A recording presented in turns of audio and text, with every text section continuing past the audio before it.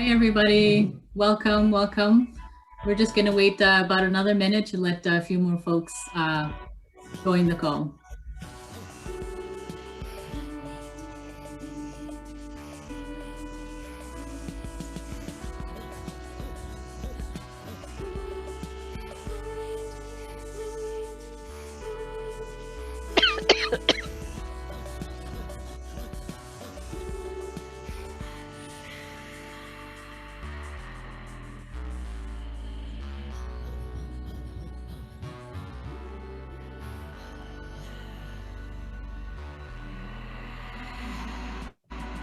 Here we go. We have a few more people popping in.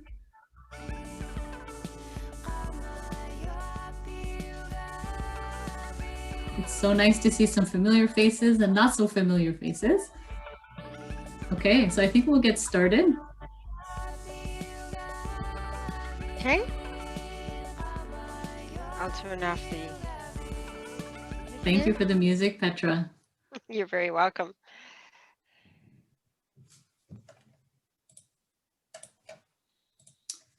Well, thank you. Thanks again, everybody, for joining the call. Thanks for being here today. Welcome.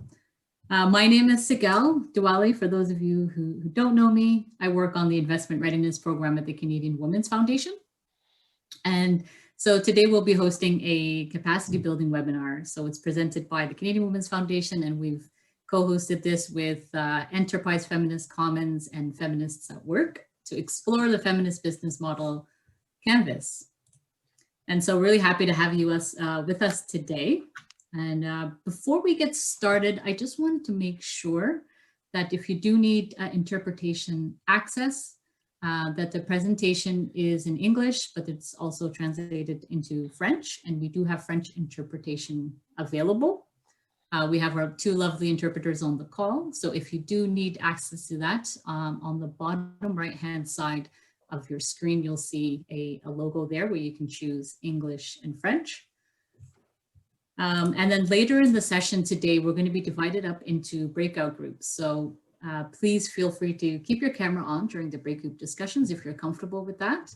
If you run into any kind of technical issues or internet connectivity issues, you're also welcome to turn the camera off. And so when you come back into the main room today, you can also select English or French for interpretation.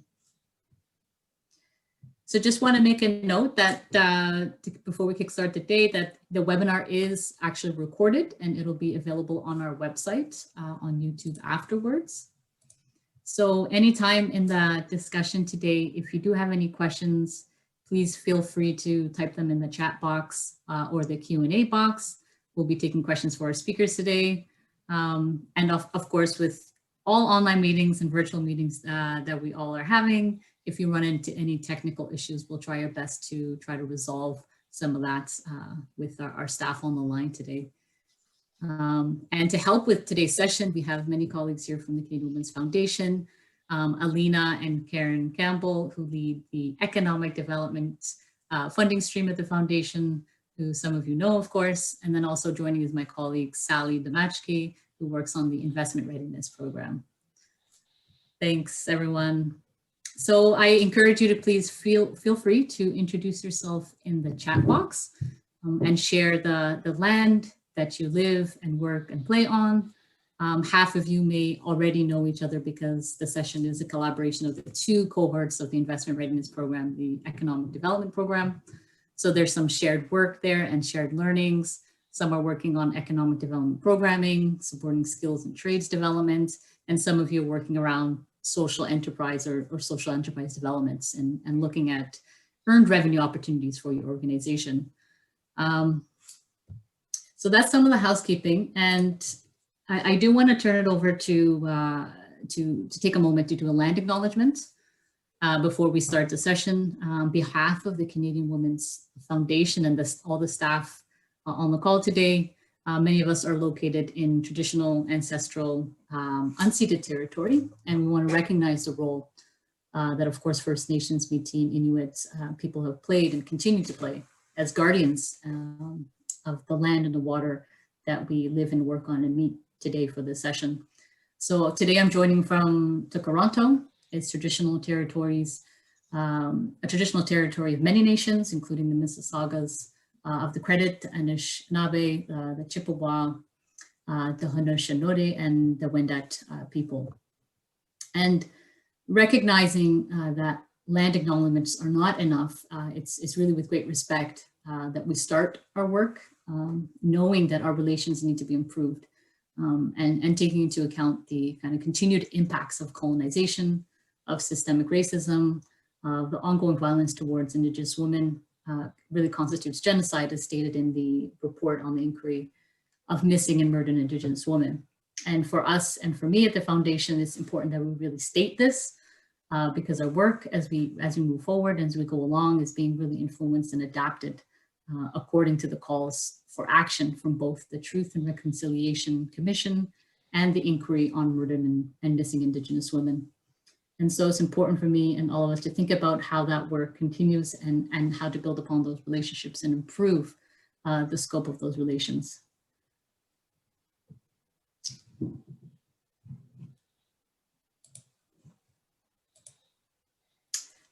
And I'd like to take a moment now I see that Erica from YWCA Moncton, Mi'kmaq has joined in the chat.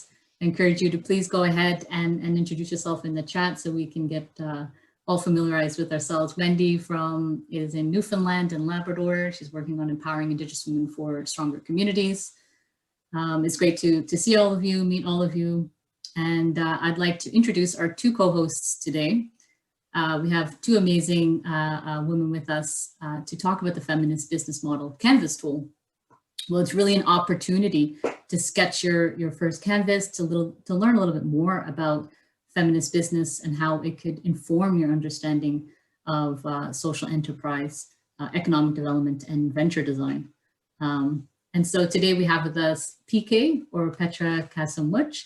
She's joining from Toronto, and also CV Harquail is joining us, I believe, from Chicago. And Petra is a serial entrepreneur who's really committed and deeply committed to creating more inclusive, just, and human-centered economies through the power of feminism and sustainable business practice.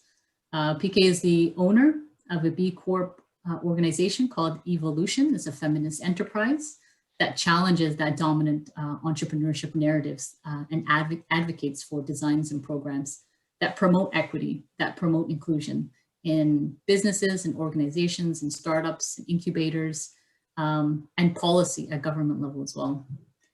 Petra also has many hats, and she also has a website called Lisbeth.com. It's a feminist entrepreneur magazine and an online working space with over 30,000 members in the community, I believe, directly and indirectly. And CV, wonderful CV in Chicago. CV is an author and a retired management professor, and also the co-founder of Feminists at Work. And she also co-produces the Entrepreneurial Feminist Forum. And CV works primarily at the intersection of organizational change, leadership, feminism, and digital economies.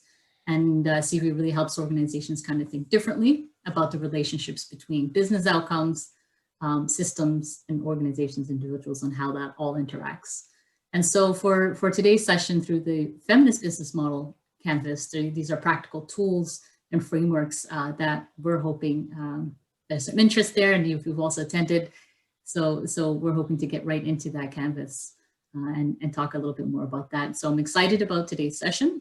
So I'm going to stop talking there and turn it over to our wonderful colleagues, Petra and CV. Okay, great. Thank you so much. I hope my mute is off and everybody can hear me, right? We're good?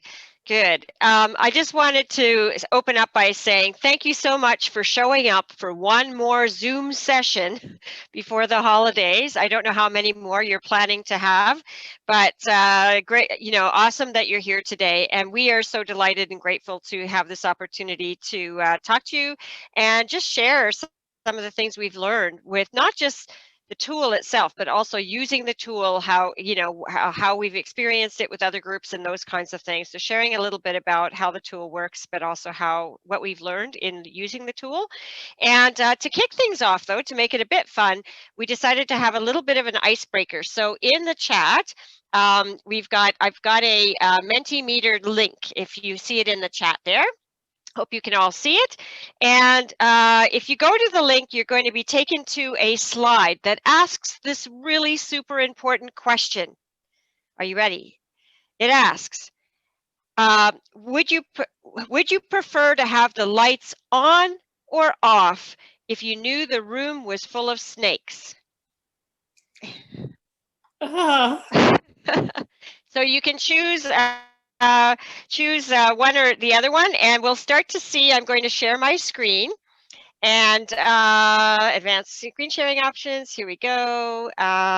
Just give me a second. While you're clicking that on, we'll be able to see where we come out as a group in real time. So far, the ons are winning. Okay. Oh, we've got, yeah, the ons are definitely on. The ons are on. Oh my goodness. Okay, I'll give that one more second. About 24 of you have already responded, 25. Okay, it looks like the ons won by a large margin. So I just have to ask, before we switch to one more question, I just have to ask, why? Can someone say why they would like the lights on? Because I'm certainly curious. I'm happy to share. Okay, go for it. I really want to know. My name's Terralyn Fern, and I'm Mi'kmaq, and I'm actually Snake Clan. Okay. So snakes are not something to be afraid of to us. They're our relatives and our relations, and that is from our worldview and our perspective. So that's why I would be okay with that. Whoa. Now, does anyone, so awesome. And does anyone have a reason that can top that? No. Okay. Let me try this one more time. This one, it's a little bit more serious. So we're asking the question in this case, and you'll see the link again in the chat. This time we're asking, if you could design a new economy, you had a magic wand, what would be its main features? And you could actually type in more than one thing, and I will share my screen. I hope everybody's got, I'll put the link in the chat again. It should take you to a different place. Okay, and I'll wait for this to refresh before we.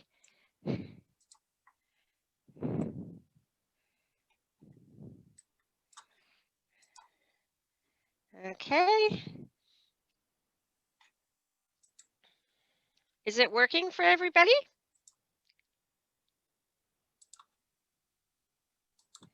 Let's just see. No, it's not working. Thanks. Doesn't Okay. seem to be working. Okay, I'm just going to delete that one, and let's get rid of the snakes. And now let's try. I'll try it one more time, and then we can move on to. It works now. Now it works now. Yeah. Okay, great. Let's give it a try and see what kind of economy this amazing group is going to create if we were in charge. Okay, I'm going to share the screen so you can see some of the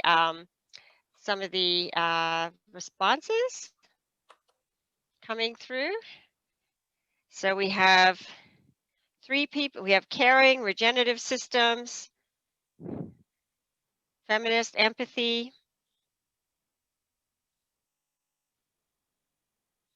just, abundant, wow, graceful. Okay. Environmentally friendly, interdependent.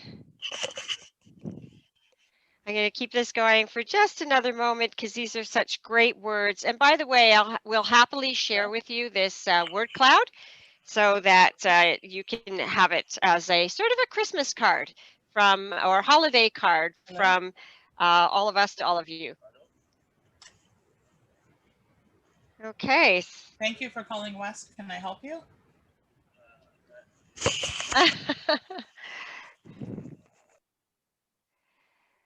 Okay.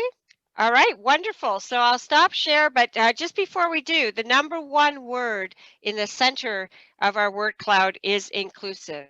And what a great way to kick off with CV, who at this point is, so thank you for your responses. I will save this and put an image in the chat.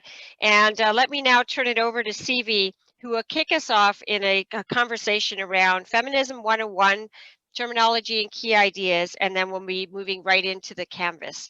So hang on to your seat. CV, over to you. Okay, good morning and good afternoon. So I'm CV, and I want to mention that I live and work on the historical lands of the Council of Three Fires, the Ojibwe, the Odawa, and the Potawatomi people in an area currently known as Chicago. And as part of my land acknowledgement and the way that we are approaching at Feminists at Work, the way that we're approaching our efforts to make our relationships right with all of our relations, is that we explicitly devote our work to co-creating a world where oppression, colonization, and the politics of domination are no longer normal and no longer possible. So although here in the US, we have a very long way to go, even just to catch up with where Canada is in its long journey towards reconciliation, we acknowledge that we're working on this journey with you. And also at this point, I should usually thank my Canadian colleagues for teaching me to incorporate an Indigenous perspective more consistently into my worldview and my concerns. So coming from down here in Chicago, I have a couple of disadvantages / opportunities. One is that I'm the American coming to talk with the Canadian Women's Federation, and there is much about Canadian context, Canadian culture, Canadian entrepreneurship, Canadian women that I don't know. So I may use language, or I may say things that, you know, you might respond to as like, what? But I want to ask you to extend to me a generous interpretation and to look at any of those mismatches as an opportunity for us to learn together, to figure out what we're really talking about.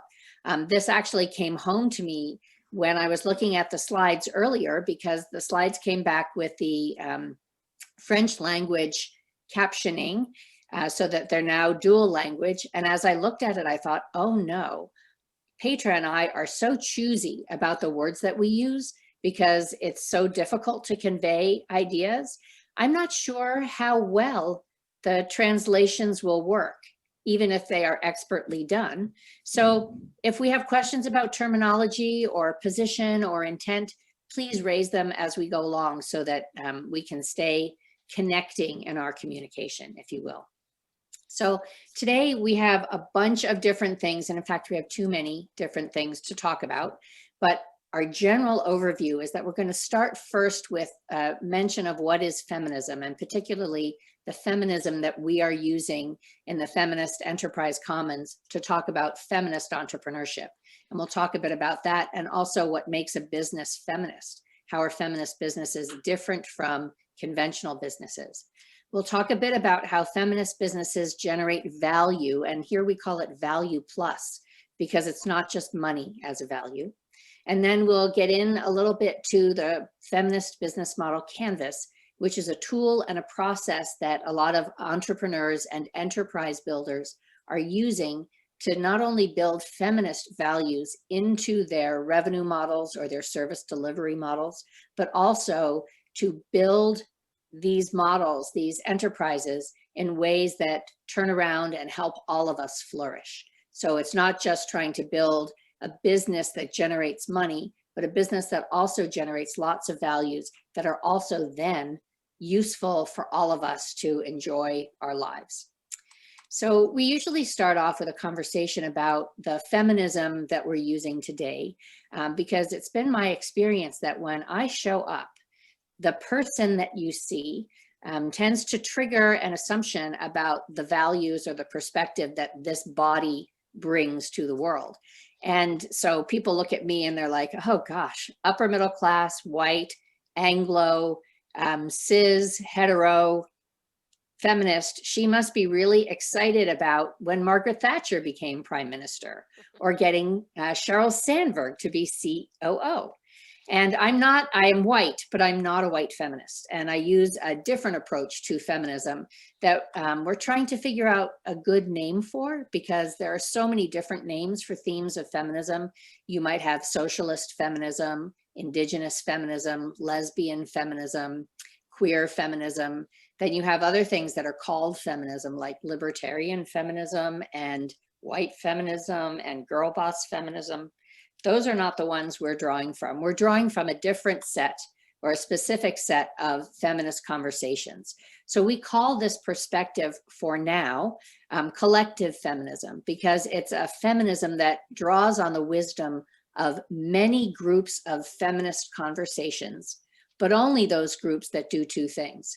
The first thing that those conversations have to do is envision the equal humanity of every kind of person. So they have to care about every person, no matter their category or their position in this world, and also care about the flourishing of the ecosphere. So it's not just human, but it's all living things, including the earth, the whole planet. And then the second thing that these feminist conversations that we draw from have to do is that they have to be committed to transforming the status quo.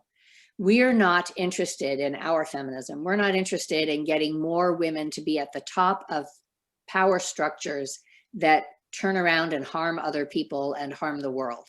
We're interested in getting women, men, people of all genders involved in creating and recreating a world so that everyone flourishes, because everyone is participating, because everyone is equally human. So there are some asterisks that I just want to mention when we talk about collective feminism, or when I talk about collective feminism, because as I've been learning more about indigenous feminisms, I've been coming to an understanding that indigenous feminists are looking at a different end game, if you will. They're not looking to be part of transforming the system that I'm part of. They're interested in returning to their own sovereignty as peoples. So the indigenous feminisms come into this collective, but they ultimately have a goal that our collective feminism honors. So with that, just to give you a perspective on what we're up to. So our feminism, the way that we talk about collective feminism, is that we define it as a movement for all people, not just people who identify as women, not just people who have female bodies, but all people. First, it's focused on ending sexism, sexist exploitation, and all oppressions. That's usually what people think of when they think of feminism, that it's about sexism, patriarchy, gendered domination, and that kind of thing. And it is, but there's also more.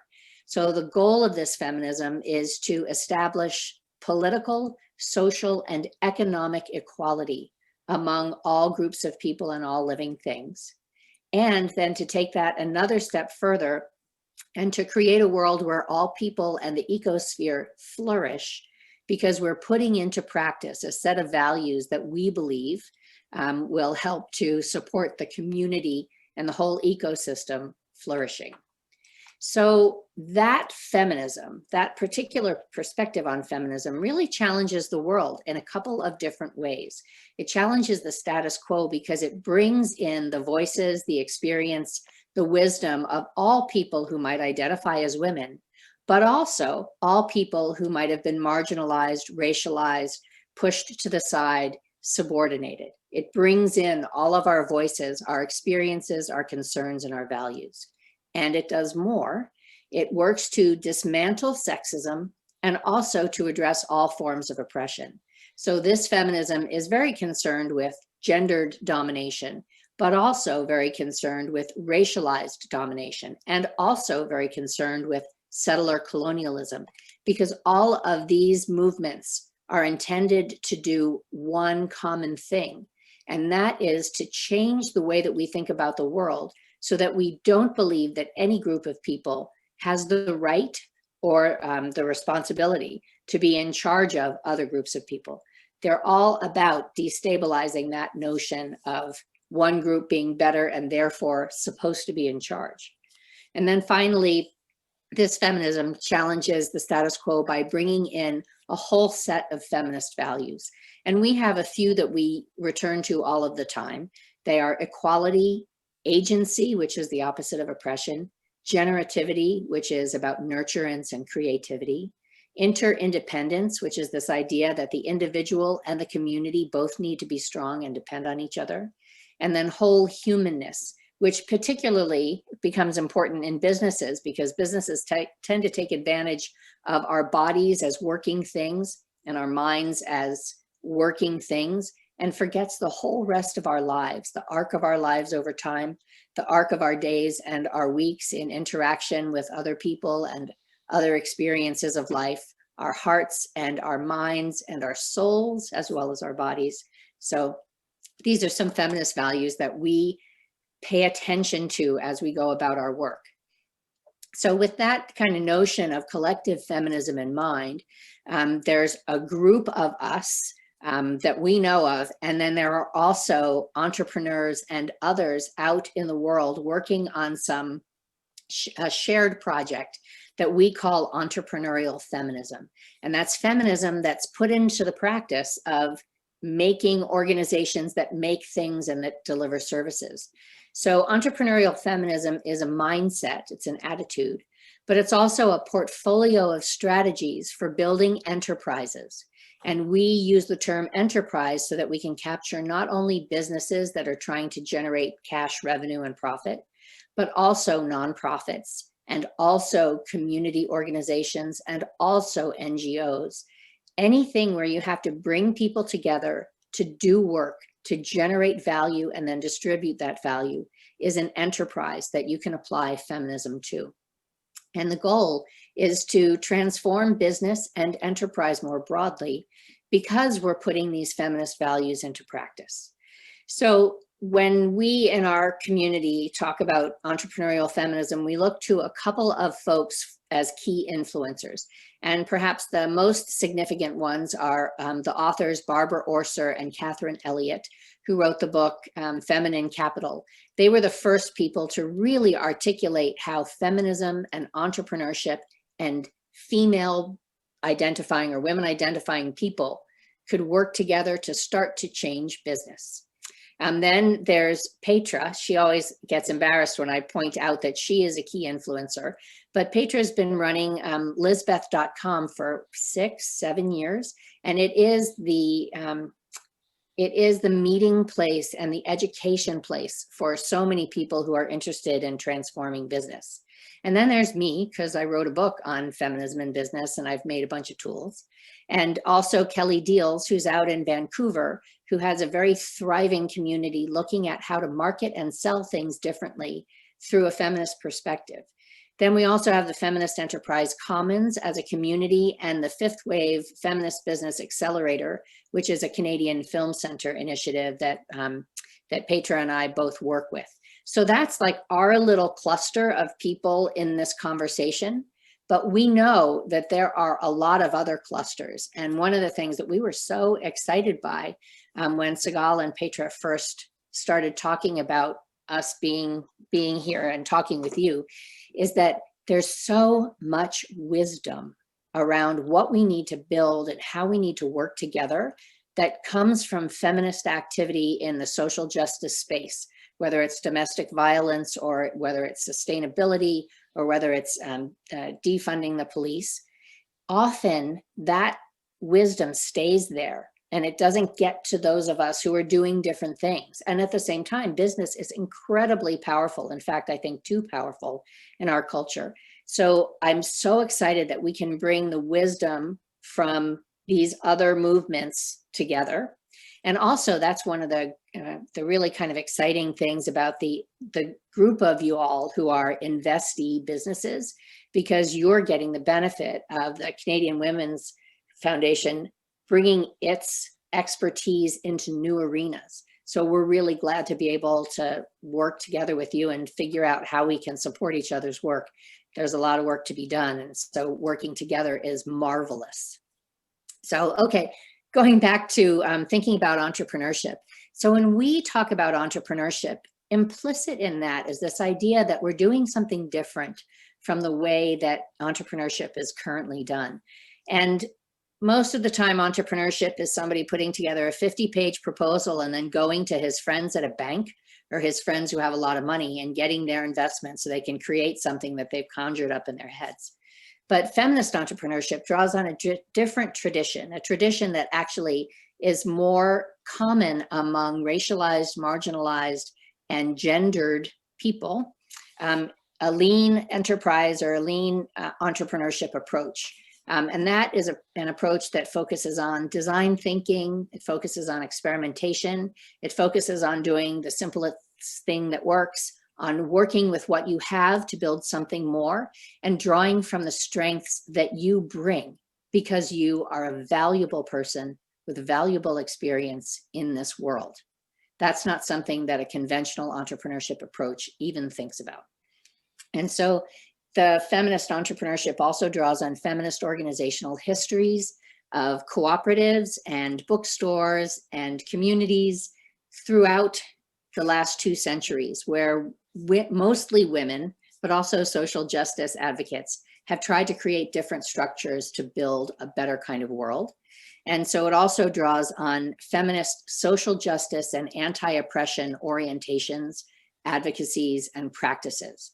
So all said and done, it draws on business knowledge, a different understanding of entrepreneurship, and a very deep-rooted sensitivity to what justice is, what oppression is, and what we need to do together to change the world. So with that in mind, you can now see why it's so kind of contradictory to the way business as we currently know it is operated. When you think about a conventional business, and trust me, I thought about it a lot because I've been a business school professor for decades. Businesses exist because they're there to generate financial value. Their goal is to create money. And they do that by making, selling, and promoting products so that they can return profits to owners. Businesses are wealth generating and redistributing schemes that function by making stuff and selling stuff that we either need or are taught that we need. That's how a conventional business works. But a feminist business does something very different.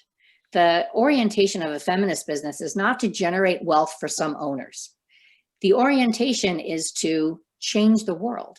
So it enacts feminist values, it promotes justice, it operates itself in ways that are economically, socially, and politically generative, creative, nurturing, caring, with the point of advancing collective flourishing. And you could do that with a nonprofit service delivery model. You could do that with an agricultural program for regenerative permaculture and agriculture.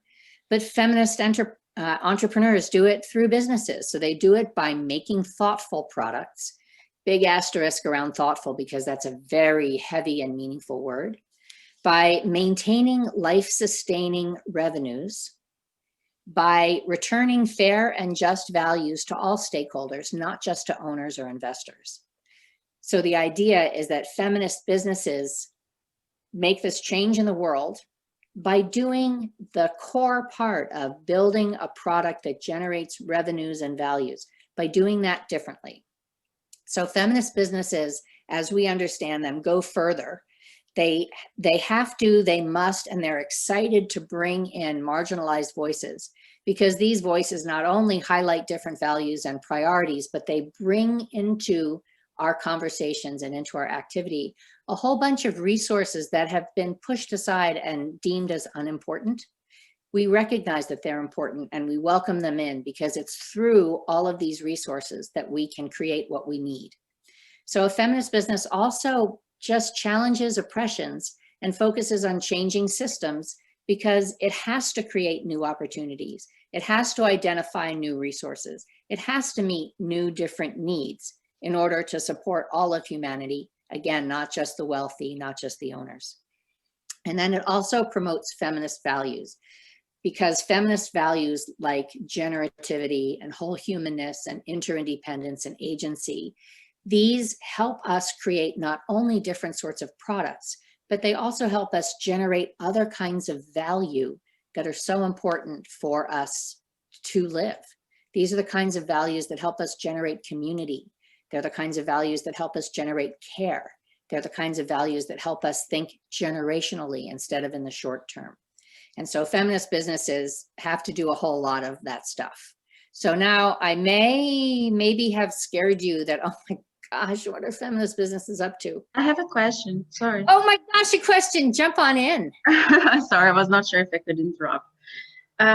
What is the difference about like a feminist businesses with a social enterprise or social innovation? Because it seems really similar, you know, if you're talking about it, because if we're talking about designing thinking, you know, prototyping, what is the difference? Sorry. Well, that's a great question. And it allows us to talk about a couple of important things. So social enterprises have grown up at the same time as feminist enterprises, and they've drawn on a lot of similar wisdom and a lot of similar concerns. By and large, social enterprises, not to be harsh, but do two things poorly. The first is that they do not focus on changing the entire system. They generally focus on fixing a piece of something, often while creating damage in the way that they do it. Not always, but a lot.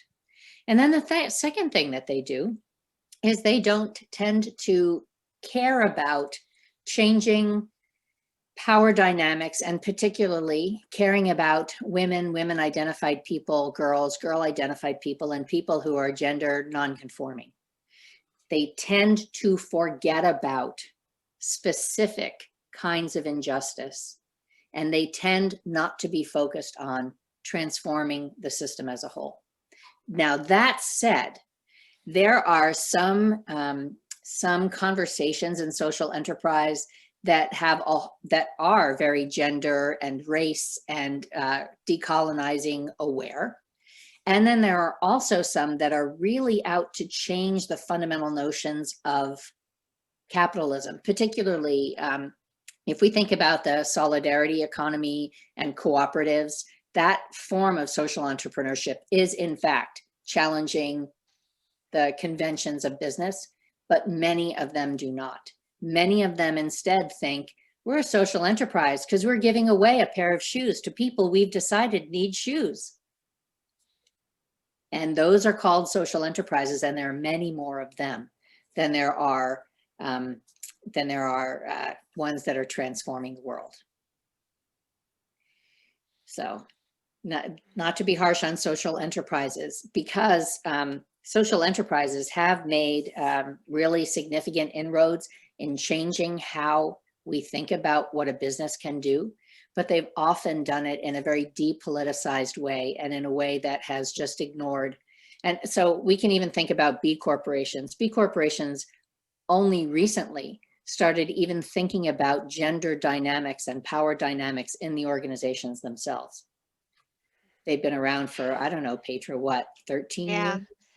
Well, I can just jump in with a quick, I have a long history with B Corp. Actually, True. my dairy that I founded in 2004 called Fifth Town Artisan Cheese, we were the world's greenest dairy, functional wind, solar, biodigestion, and all that, was Canada's 8th B Corp. We were early in the state, in a time when B Corp had like 10 people in the room at a seminar. I'm actually about to, even though Evolution is a B Corp, I'm giving up my B Corp work. And I'm part of the B Corp Women's CEO group, and I know the system intimately and the metrics and how we got there. And I taught how to do certification. So I'm just giving you a sense of where I come from when I say what I'm about to say, which I'm saying that B Corp doesn't go far enough. It was actually designed after 2008, when there was the big financial crisis and so on, to make companies be more, and I went there too. I thought, yes, all companies should be more socially progressive and socially responsible, but it really grew out of the CSR movement. And the CSR movement is not enough anymore. We have come so far that I still recommend to my students and my entrepreneurs that I work with to look at B Corp, because it is a way of benchmarking how your organization is working today. But I believe it's the lowest bar that there's out there now. Even with B Corp's equality and diversity challenge work that they have there, they still have, and I'm glad they're working on that. But I felt that I have come to believe that I think B Corp is also caught up in the very system it's trying to change. And if you look at B Corp, who's in there, who's driving it, it's a different set of characters. So yeah, so I'm not really, I don't want to diss B Corp entirely, but I have come to believe after being a B Corp with my last business and this one, so combined total of almost 12 years, that it's kind of not enough. It's now stuck. Yeah, no, and I understand, but my curious is more because when you're talking about the social enterprise or social, I just want to understand it because we are talking about bringing values, right? So, and how can you measure values? Like, for example, how can you measure a sense of belonging? How can you measure like equality? So, that's pretty much how they do in the social enterprise, but in the feminist enterprise or businesses, I just wondering, because that's in my mind is always like, how can you measure that? How can you measure, because stuff is happening, right? And then when you change the system, in fact, you're changing the culture. So how do I change the culture? Because that doesn't happen like day and night, so that's why I'm curious to know, like, what is the thing, and I like it. I mean, So Erica, Yeah. I don't know if that makes sense. Yeah. I do hear your question about assessing progress, and that whole question of how do we measure it is a very white, male, capitalist, settler, colonialist approach. We talk instead, how do we track it? How do we acknowledge it? How do we hold ourselves accountable? How do we, nourish it? And we do pay attention, but we don't have that kind of measure. And it's something that we've been working on a lot, thinking about, like, how do we hold ourselves accountable and how do we use assessment of some kind, and less about the measuring. But related to that question about social enterprises and how important they are in kind of moving our practice forward, I forgot that I didn't mention in my slide just 3 examples of feminist businesses that are Canadian that you might know. So one is Bebo Mia, which is a digitally organized, super feminist business. And another is the A-Linker mobility device, which is kind of a bike for people who are differently abled. But the group in the middle, Aisle, you might know as LunaPads. And if you ever hear about LunaPads or Aisle and talk to the CEOs or see presentations about them, they will always talk about themselves as a social venture, a B corporation, sustainability oriented. And they also always claim themselves as a feminist business, because they've learned in their own experience that these other traditions, these other movements aren't enough to get at some of the issues that are, and to give the support to these entrepreneurs that they need to really put their world-changing view into practice. So one of the things that your question reminds me of is that one of the games that gets played both in social justice circles and also in progressive business movements is it's very easy to start separating into groups and saying, well, they don't do this and they don't do that and they've got this wrong and whatever.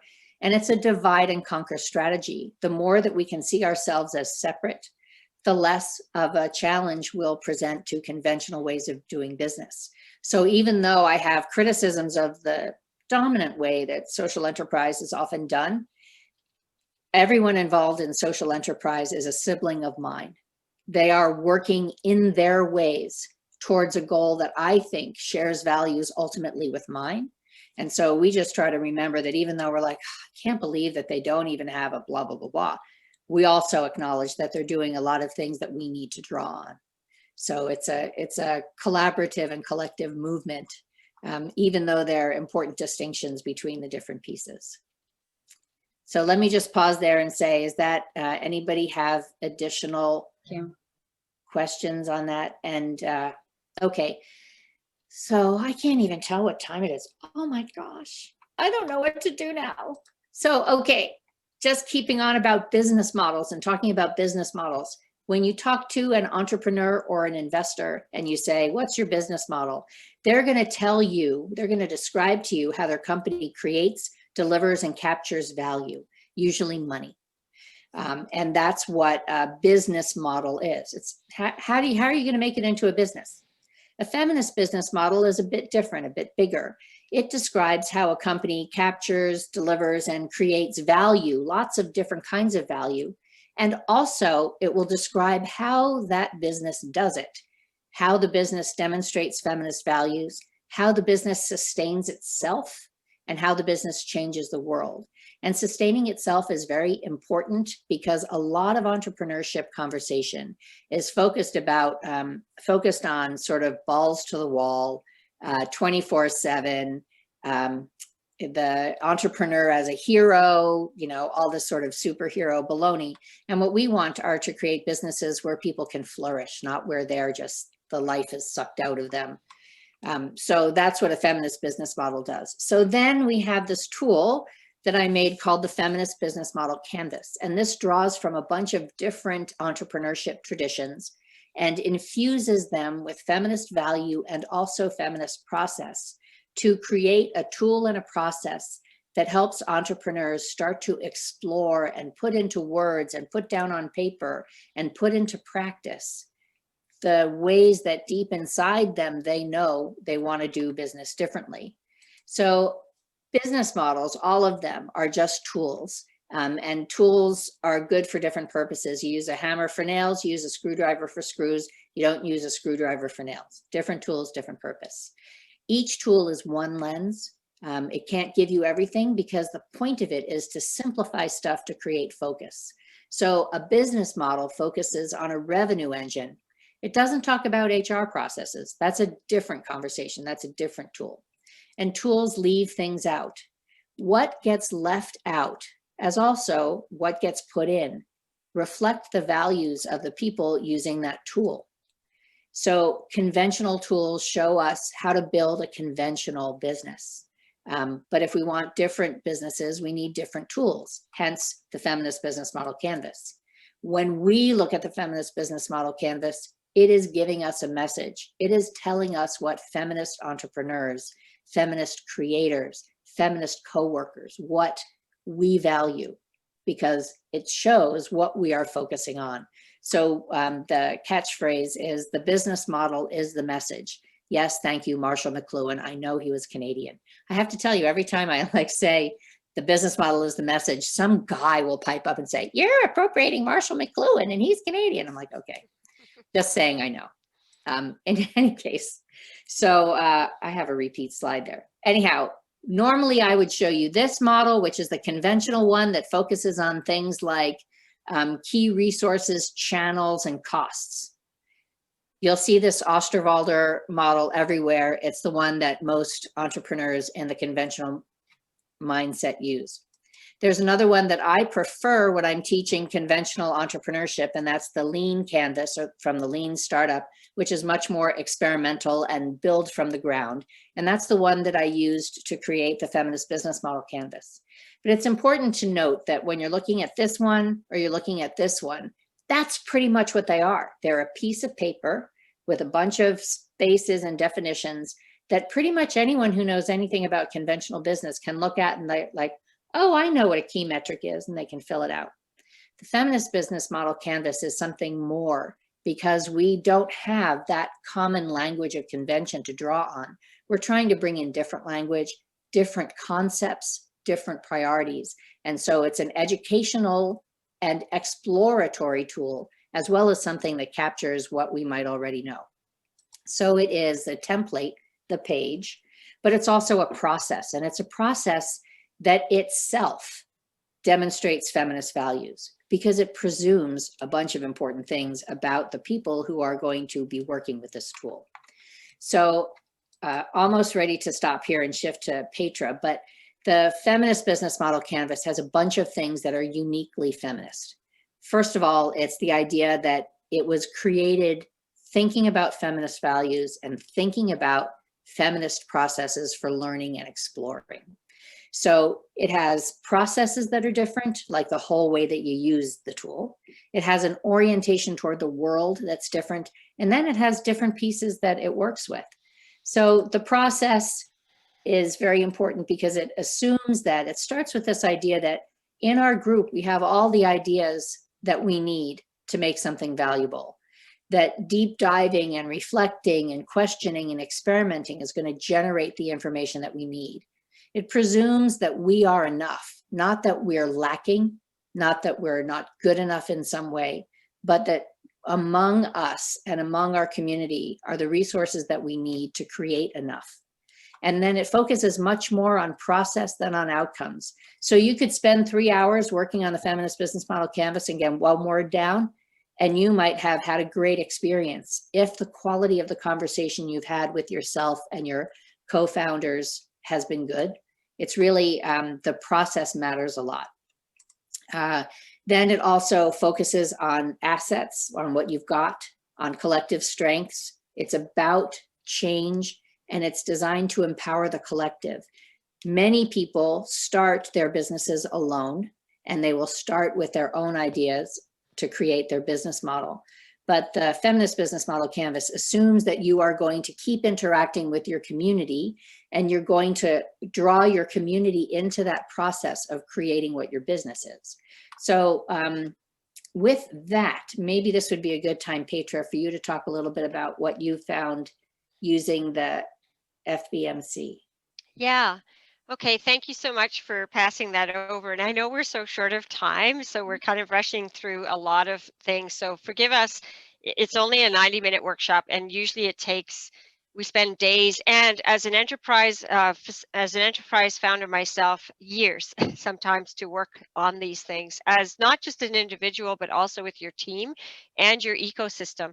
So I thought part of what I was supposed to do at this juncture is sort of talk about, you know, what it actually looks like when you've worked through it. And I'm going to just shift and do a screen share right now to show you what we used to look like. If I could, can I screen share? Maybe, yeah, is it You're a possible to screen co-host, share? so you should be able to. Okay, all right, so it's not letting me screen share. So sorry if CV, if you could stop sharing. Unshare. Sorry, CV, yeah, just for a second. I hate Stop sharing, CV. Okay, so now I'm going to go into sharing. Why is it not showing me the possibility? Oh, there we go. Okay, so I'm just going to show you very briefly. This is what, you know, in terms of, and I also teach entrepreneurship. I teach it. I taught CSR, and I was entrepreneur in residence at the University of Guelph, at OCAD University, and I continue to teach entrepreneurship. And when we started thinking about Lisbeth as a business using the Lean Canvas, this is what it looked like. It took a few minutes, or like with the group, to kind of, oh yeah, okay, we know what the problem is. We're solving for patriarchy. We know what the solution is. We're creating a women-owned indie media thing. We know what the revenue streams are. We talked about the channels. We talked a little bit about customer segments and stuff like that. But this is it. Sorry, Petra, can you make it bigger? Sorry to interrupt, Petra. Oh, can I make it bigger? Yeah, you can. Yeah, maybe the presentation button down there. Yeah, that's what I'm going to do. Sorry about that. Thank you. It should come out. Is that better? Much better. Thank you. Thank you so much. It's so hard to know what's going on the other side. So this is what it looks like when you use the traditional systems, and they don't really challenge, at least in my experience with my team, this was it. And we didn't really have to go back and visit it annually or talk about it regularly. But let me just jump to what Feminist Business Model Canvas looks like.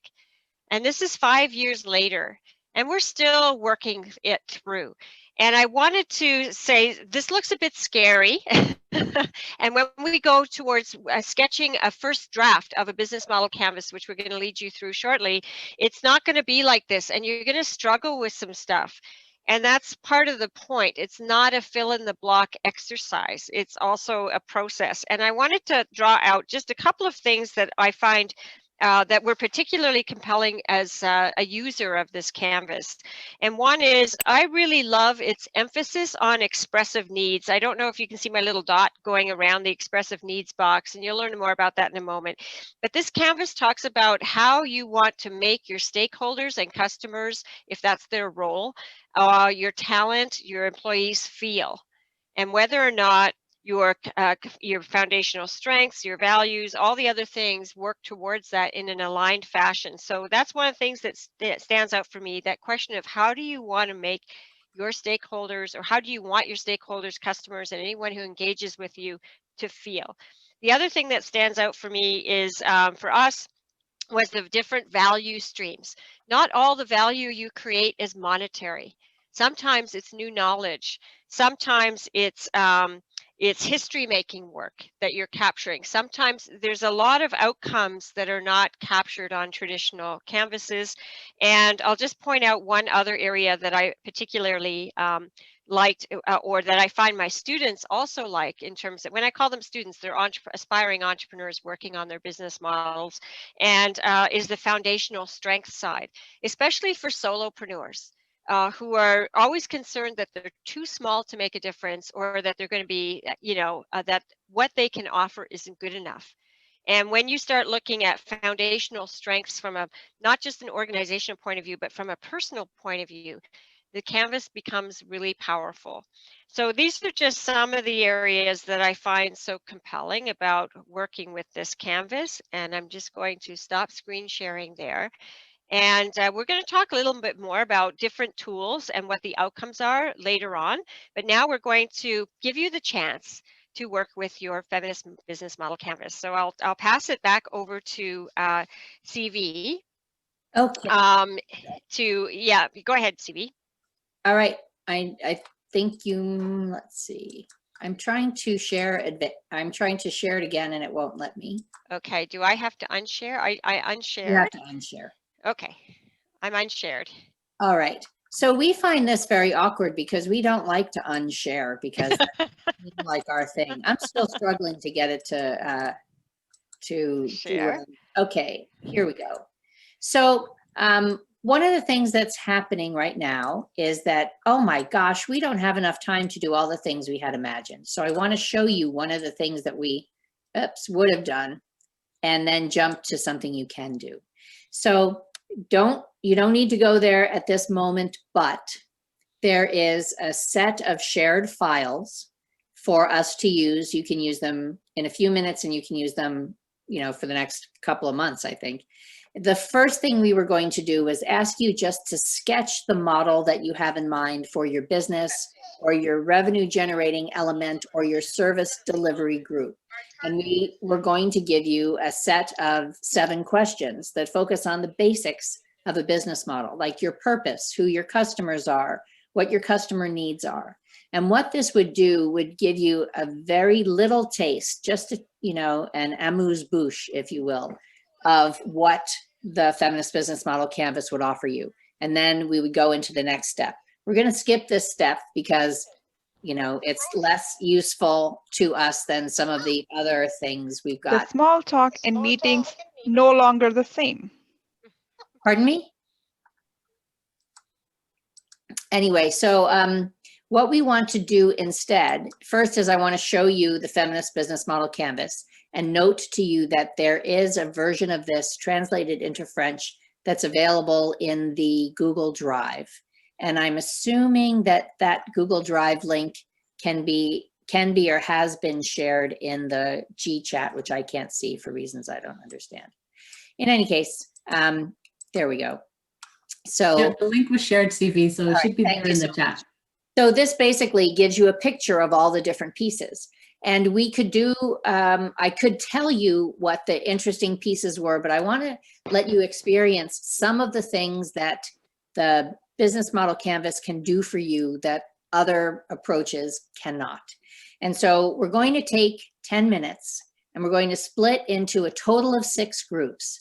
Groups 1, 2, and 3 are going to look at a document that is called Deep Dive A, and groups 4, 5, and 6 are going to look at Deep Dive B.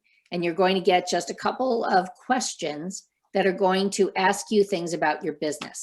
So the A group is going to think about values and strengths that are in your business. And I'm just using this to make sure I remember. And then this idea of expressive needs, what your customers want your product to actually mean as well as do. So that's what group A is going to talk about. And then group B are going to talk about some of the cost structure of your business. So you'll talk about human costs. What does it take to deliver the products and services you're planning to deliver? And then also to think about the value stream, like what positive things come back to you because of the way that you're doing your business. So let's see, I think Alina is going to break you all kind of almost randomly into 6 groups. Groups 1, 2, and 3 will go to the link called Deep Dive A. Groups 4, 5, and 6 will go to Deep Dive B. Petra and I will pop around among the groups, and then your challenge is to look at those questions, have them react with the idea that you're working on, and then see what you come up with. Okay. When we're done, after about 10 minutes of conversation, we'll come back and hear from someone in your group. What are some of the things that you discovered or felt while you were exploring these questions? So does anybody have questions about that activity? You've all seen in the chat where the documents with the questions are. Yes, and okay. So, right, so everyone has Deep Dive A and Deep Dive B. Also, Segal has reminded us that as many of you don't have actual businesses, but are managing organizations of some kind, economic development programming organizations. So you don't own a business. But what you can do is, if you want to work through this as imagining you're starting a lemonade stand business. And so work from it through that as a very simple kind of idea to kind of get the benefit out of kind of experiencing what the canvas does that's really different. And also it is possible to use the canvas as a project tool, a project design, project execution tool, not just a business one. So we can talk, in fact, CV, I think that's how the canvas started initially, is as a project tool. So yeah, so if it's confusing to think about a business, just imagine a lemonade stand and then try to work with that concept. Okay, and are you ready to go into groups? And is Sally or Alina able to do that for us? Alina's working on it. Okay, great. Okay, great. And also you can like pop questions, just pop up with questions when you see me and Petra jump into the different breakout rooms, okay? Right. And we have a time set, right, CV? Yes, so we have 2:15. 2:15. 2:15 Eastern Domination Time. That's what I'm calling it now, Eastern Domination Time, because now that I live in Chicago, I can never tell what time anything is. There's just three folks remaining that we're waiting to. 2 folks remaining that we're waiting, and 1 person. I was just going to say that was so much fun, and I wish we could be in an actual room together. And Diane was offering brandy at some point, so I was like, yes, all in, and having conversations around this. So I'll turn it over to CV because I know we're short on time, but we wanted to debrief a bit on what happens in your small groups. Just a quick note, pour ceux qui utilisent l'interprétation en français, vous devez resélectionner en bas à droite le français pour pouvoir accéder à la traduction. So CV, do we just want to ask people who are in the different groups to just shout, like just sort of, can we hear please. a little bit of feedback on what you discussed in your group? And even if it's a question that you were asking, you can ask the question here, but what surfaced for you in the smaller groups?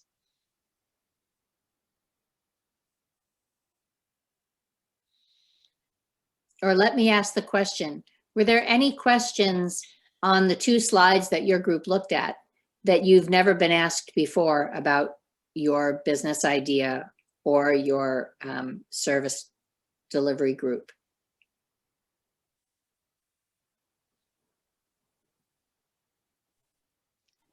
I had never considered. So we operate, we're an anti-violence organization, and we run a, you know, women's shelter and a sexual assault center. And we often ask the question to those programs, you know, what is the emotional, physical, like what are those costs?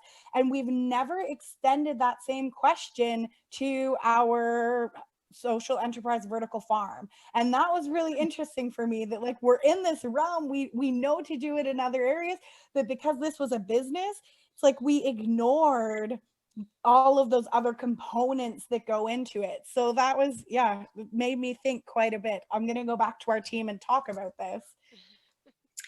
Yeah, Haley, you're making me realize that one of the opportunities of talking with feminists in social services and anti-oppression work, like anti-domestic violence, is that you already are talking about caring and already talking about community and already talking about accountability.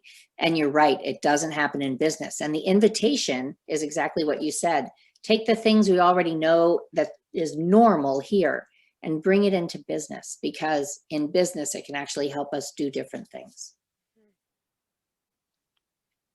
Yeah. Other experiences or ahas that happened in the smaller groups?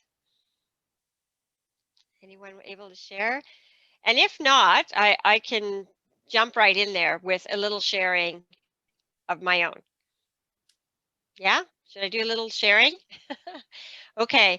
So, you know, maybe I'll jump into this because we were going to talk a little bit about how to leverage the canvas in a number of ways, or the process. So apart from leveraging the canvas with your staff, with your freelancers, your contract workers, or even just with yourself if you're a solopreneur, or if you are a program manager, try it out with your program, or just imagine a lemonade stand.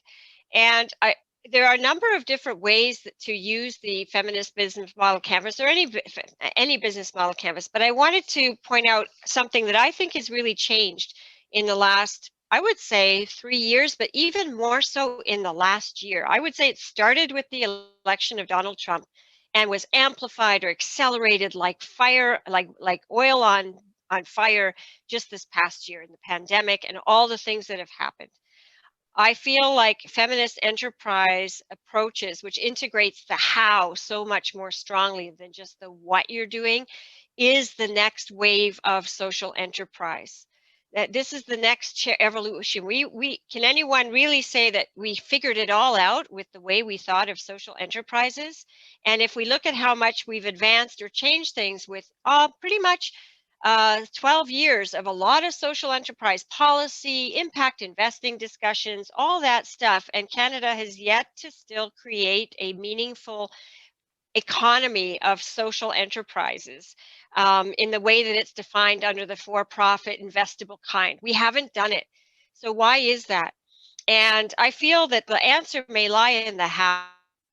Because I know that we all have experienced social enterprise meetings and places we've been at where you could have a company, as we were talking about in our group, that is solving the next energy problem and is able to provide, you know, more energy at less cost with less outputs, but could be a totally patriarchal, you know, colonialist, white supremacist business. Just because you're a social enterprise solving a social wicked problem out there does not mean the enterprise itself operates in a particularly progressive way. So that's sort of one way to think about it. And the next wave is, I think, where we are today in our you know, collective experience, is that the next level of business conversation or enterprise conversation needs to tie those two things together, the what and the how. And I feel that as though that the business model canvas, the way I use it, externally and internally. Externally, I use it to communicate how we're different in the way that we do business. I use it internally to identify new opportunities that we haven't thought before and new alignments and connections. So I'll share the story I shared with the group, which was to say, we realized in doing our work, in working with, in wanting to amplify the stories and voices of marginalized women journalists. So in telling stories of feminist entrepreneurships, feminist entrepreneurship, we wanted to make sure we were reaching out to emerging writers and creators and journalists and the Canadian Journalists of Color organization and all that stuff. And we realized that one of the things that we were doing, it was actually our editorial processes were somewhat oppressive. And in learning that, we worked on that. And now we realize we've developed a process that is a huge differentiator for us in not only the way the writers and contributors experience working with us, but it also changed what the stories look like on the outside. So it actually ended up being, looking at the canvas and looking at, how do our contributors feel about working with us? What do we need to, what is it about our foundational strengths or weaknesses that we need to look at? And coming up with a new process gave us a new way of differentiating ourselves and a new opportunity to create an entirely different product or a different voice around our product. So I see it as an opportunity development tool that you can constantly use. It's a communication tool with investors. I want to point out that investors in particular now, even in the social enterprise space, it's not enough to show a business model canvas, Osterwalder or Lean canvas anymore. They want to know what the story is, what the risks are, what is it you're actually doing. And I found these canvases were the best way to develop our story, because it's so hard to develop your story if you've tried that. Filling in the right pieces for the right audience. So this is my story canvas, the Feminist Business Model Canvas. So depending on who I'm talking to, this helps me put together what I want to say or what we want to say to a particular audience. And the last thing I felt that it really does is it helps us appreciate non-monetary value streams and stuff that we create with our community and co-create with our community that doesn't ever make it on this sheet. I could go on, but there's just so many more things that the canvas kind of wraps its arms around than just what do you do and how much do you make doing it. And, sure, you can say values, but it's much more than that. Okay, I'll stop there. VC, or I'm sorry, CV. So we often, I wanted to mention one other thing that Petra brought up about telling your story. The Feminist Business Model Canvas actually is a storytelling canvas. There's one section called Simple Theory of Change that works like a Mad Lib to pull all the information from the other things together in a series of causal statements that goes from who you are to how you're changing the world. And that usually helps to jumpstart folks who are trying to figure out what their story is. So just that to say. So our goal today was really to introduce you to us as a community, representatives of a community and of a conversation, but to introduce you to the tool and hope that we've piqued your curiosity in one way or another, because the Canadian Women's Foundation has made available to you a bunch of resources for pursuing this work. So you have an opportunity. There is a copy of the whole Canvas workbook, which are all of the questions plus a description of how you go from step to step to step, so that you can go and work through the whole thing in some quiet time, in what I hope will be a little bit of a respite between now and the start of the new year. You can sketch out your first piece. You can dive into each of the sections. You can look at how the pieces align, because often our idea here doesn't match our idea there. You will have a full model, but then you can even go back and build in your own particular values with some additional questions. And you can take this tool and use it in whatever way might be helpful for you. So you've got a copy of the workbook. You've got a couple of copies of the blank canvas in the workbook. You've got a translated canvas for Francophone entrepreneurs. And so you can get started on this process as you like. And then know that Petra and I are, literally just a Gmail away. So if you get into it and you have some questions, just literally send us an email. There are a bunch of resources in the presentation, and the presentation's online, and you can it's in the drive. And so you can print out this particular slide, or because this has a bunch of different resources, a couple of books, a couple of communities, and then on the right-hand side, just some examples of feminists who are running feminist businesses. And I apologize that these are all Anglophone businesses, but they are represented by people from different identity groups. So you can see how lots of different kinds of feminists are bringing these tools into making their businesses better and different. So you can go use the workbook, and you can email me and Petra, and we are here to help you answer any and all questions. And then also, please go to lisbeth.com and sign up for a subscription to either the newsletter or just read the magazine, because it's like, I tell Petra, actually, she publishes too much. It's an embarrassment of riches, but it's a fascinating publication, and the kinds of businesses and business people and initiatives and expressions that are captured there will inspire you and encourage you. And you can also sign up for, I do an occasional newsletter about feminism in business, where I talk about the business model canvas and workshops that we're doing or other talks that we're doing. So come find us and connect with us on LinkedIn and, I don't know, Facebook. Yeah. Oh, no, we don't want to connect on Facebook. Twitter, I'm trying to get off there. But we want to know more about what you're doing, and we would love to know more about you to know more about what we're doing, because our big challenge as feminist entrepreneurs is not only to learn how to be different ourselves and operate ourselves differently in the world, and to build enterprises that operate differently in the world, but to step out of this idea that we go it alone at our business, or that we're competing with others in our business, and to know that there's an ecosystem out there if we reach out and connect with each other. So with that to say, we look forward to hearing from you. We look forward to seeing that a bunch of you have downloaded the workbook, and we want to thank the Canadian Women's Foundation so very much for inviting us to be here and talk to you investees. We can't wait to see what you all are up to. Well, thank you, CV, and thank you, Petra, for introducing this to both our communities of practice in the IRP, Investment Readiness Program, and the Economic Development Cohort. But most of all, a big thank you to all of you who really carved out time to participate and join today's session. I know December is a busy month, there's lots going on. And so just a big thank you for that. Mm-hmm. And again, after the session today, what we'll do is we'll share, as CV mentioned, the workbook with everyone, and we'll also share links for both cohorts to get an idea of what both groups are working on, and to see if there's some overlap in work there. And then we'll also share a survey. The most important thing for us is to learn and grow. And so we'll share a feedback survey. Please, if you can, give us your input, your honest advice, honest input, so we can shape future capacity building sessions at the Canadian Women's Foundation. And so, mindful of the time, I hope you all have a safe and super healthy and a wonderful holiday season, and enjoy the rest of the year.